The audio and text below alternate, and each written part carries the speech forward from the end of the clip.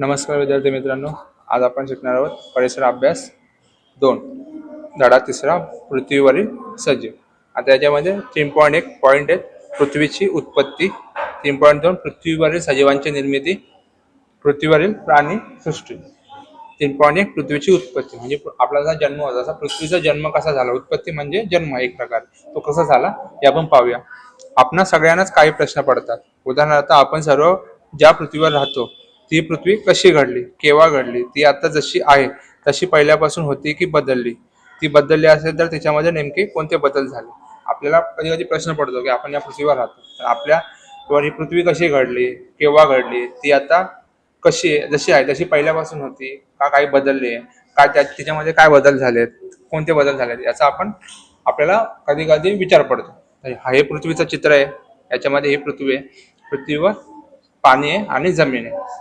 70 ते 78% पाणी आहे, बाकी सगळी जमीन आहे.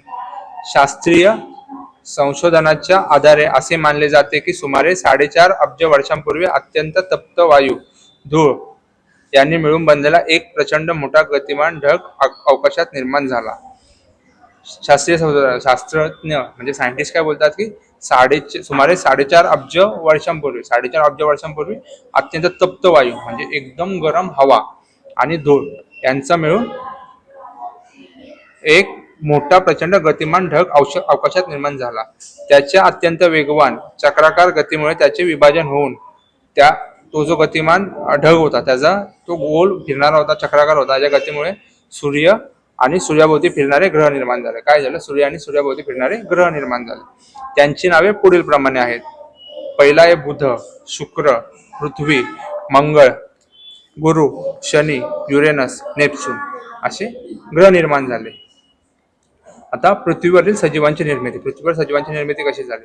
या सर्व ग्रहांपैकी पृथ्वीवर सजीव सृष्टी आहे. पृथ्वीच्या उत्पत्तीनंतर तिचा पृष्ठभाग थंड होऊन तिच्यावर जलाशयांची निर्मिती होण्यासाठी जवळजवळ 80 कोटी वर्षे लागली. किती वर्ष लागली? 80 कोटी वर्षे. जलाशय म्हणजे पाण्याचे साठे निर्माण होण्यासाठी तेवढा वेळ लागला.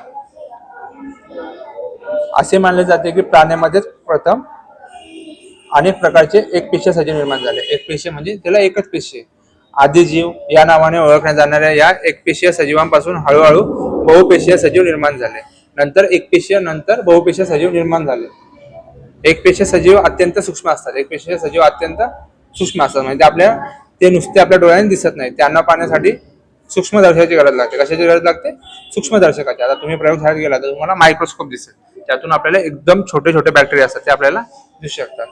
आता सूक्ष्मदर्शकातून दिसणारा एकपेशीय सजीव हा आहे सूक्ष्मदर्शक. काय? सूक्ष्मदर्शक, त्याला इंग्लिशमध्ये बोलतो आपण मायक्रोस्कोप. या सूक्ष्मदर्शकातून आपल्याला अशा आकारचा एक सजीव दिसेल, त्याला बोलतो आपण अमिबा. याचं नाव काय? अमिबा.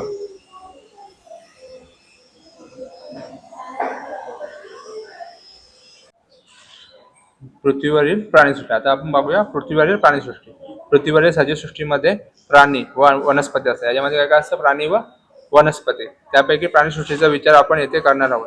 प्राण्यांची काही वैशिष्ट्ये पुढील प्रमाणे आहेत. प्राण्यांची वैशिष्ट्ये: प्राणी श्वासोच्छवास करतात. काय करतात प्राणी? श्वासोच्छवास म्हणजे श्वास आत घेतात, श्वास सोडतात. प्राणी अन्न मिळवण्यासाठी किंवा इतर कारणांसाठी हालचाल करतात. प्राणी अन्न मिळवण्यासाठी आणि इतर कारणांसाठी काय करतात? हालचाल करतात. काही प्राणी जातीमधील प्राणी अंडी घालतात तर त्यातून पिल्ले जन्माला येतात.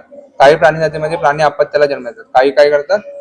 अंडी घालतात, तर काही स्वतःसारखी पिल्ले जन्माला घालतात. काही प्राणी जातीमध्ये प्राणी अपत्याला जन्म देतात. अशा प्रकारची प्राण्यांची वैशिष्ट्ये आहेत. आता हे इथे खाली प्राणी दिलेले आहेत, हे तुम्हाला ओळखायचे आहेत. ही प्राणीसृष्टी आहे. नंतर हे प्रत्येकी एका वाक्यात उत्तर लिहा. आता प्रत्येक सजीव पाण्याची कशाची गरज असते, तर आपण सूक्ष्मदर्शक होता त्याचं आपल्याला क्वेश्चन आन्सर शोधायचे. नंतर इथं चढत्या क्रमाने घटना लावायच्या. अशा प्रकारे आपला पहिला 3रा धडा पृथ्वीवरील सजीव शिकून झालेला आहे. धन्यवाद. इसमें दादा ने